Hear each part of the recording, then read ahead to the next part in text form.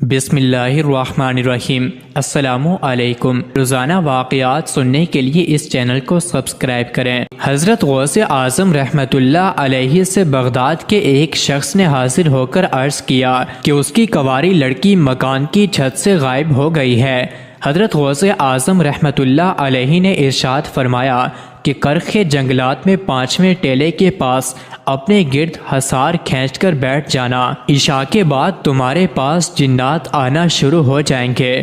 تم ان سے کسی قسم کا خوف نہ کھانا، وہ تمہیں کسی قسم کی ایذا نہ پہنچا سکیں گے۔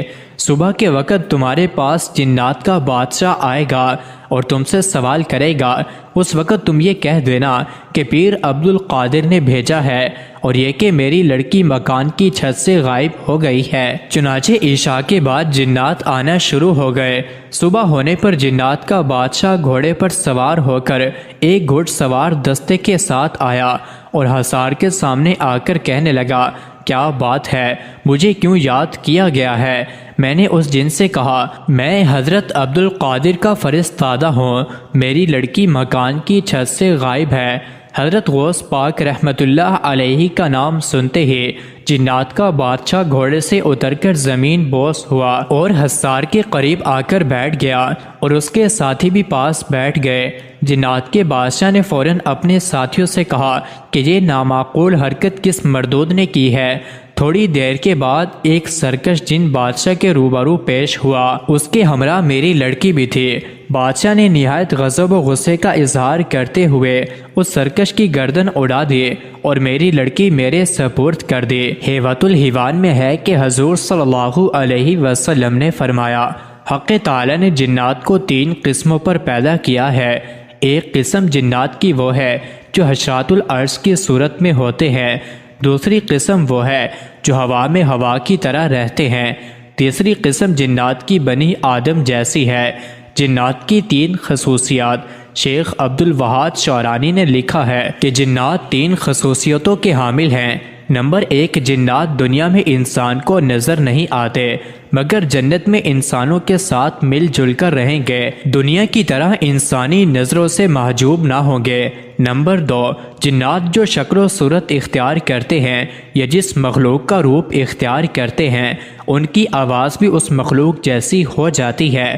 نمبر 3، تیسری خصوصیت یہ ہے کہ جب کوئی انسان ان کو قسم دیتا ہے تو وہ اس کو پورا کرنے پر مجبور ہوتے ہیں۔ علامہ ابن الجوزی نے کتاب الصفوہ میں سہل بن عبداللہ سے نقل کیا ہے کہ میں شہر عاد کے اطراف میں مصروف گشت تھا، یکا مجھے ایک پتھر سے تعمیر شدہ ایک شہر نظر آیا جس کے وسط میں ایک عالی شان قصر تھا۔ جب میں اس قصر میں پہنچا تو میں نے اس قصر کے صحن میں ایک عظیم الجثہ بوڑھے کو جبہ پہنے ہوئے دیکھا تھا۔ میں نے اتنی لمبی چوڑی مخلوق کبھی دیکھی نہ تھی۔ حیرت استجاب میں پڑ گیا۔ اس جن نے مجھ سے کہا کہ یہ جبہ میرے جسم پر 700 برس سے ہے، یہ آج تک کہیں سے پھٹا نہیں۔ کپڑے جسم کے میل کچیل سے پھٹا نہیں کرتے، حرام غذا اور گناہوں کی نجاست سے بھرتے ہیں۔ اسی جبے کو پہن کر میں حضرت عیسیٰ علیہ السلام سے ملاقات کر کے ایمان لایا اور اسی جبے کو پہن کر میں نے حضور صلی اللہ علیہ وآلہ وسلم کی زیارت کی اور مشرف با اسلام ہوا۔ تفسیر فتح العزیز میں ہے کہ جنات کے 4 فرقے ہیں۔ پہلا فرقہ کافر جنوں کا ہے جو اپنے کفر کو پوشیدہ نہیں رکھتے، یہ صالح و مسلمان جنات سے اسی طرح لڑتے اور فساد کرتے ہیں جس طرح انسانوں میں مذہب کی بنیاد پر جھگڑے ہوتے ہیں۔ یہ بنی آدم کو جہاں تک ممکن ہوتا ہے بہکانے میں لگے رہتے ہیں۔ وہ لوگوں کو ترغیب دیتے ہیں کہ غیب کی خبریں ہم سے پوچھا کرو، مصیبت کے وقت ہم سے مدد مانگا کرو، ہم تمہاری حاجت روائی اور مشکل کشائی کیا کریں گے۔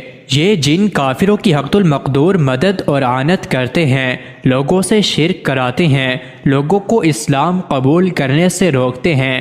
دوسرا فرقہ منافق جنوں کا ہے جو اپنے آپ کو مسلمان ظاہر کرتے ہیں مگر اپنے پوشیدہ مکر و فریب سے آدمیوں کی خرابی کے در پہ رہتے ہیں۔ ایسے جنات اپنے آپ کو ولی یا بزرگ کے نام سے بھی مشہور کر کے لوگوں سے اپنی تکریم کراتے ہیں۔ تیسرا فرقہ فاسق جنوں کا ہے، یہ جنات آدمیوں کو طرح طرح سے ستاتے ہیں۔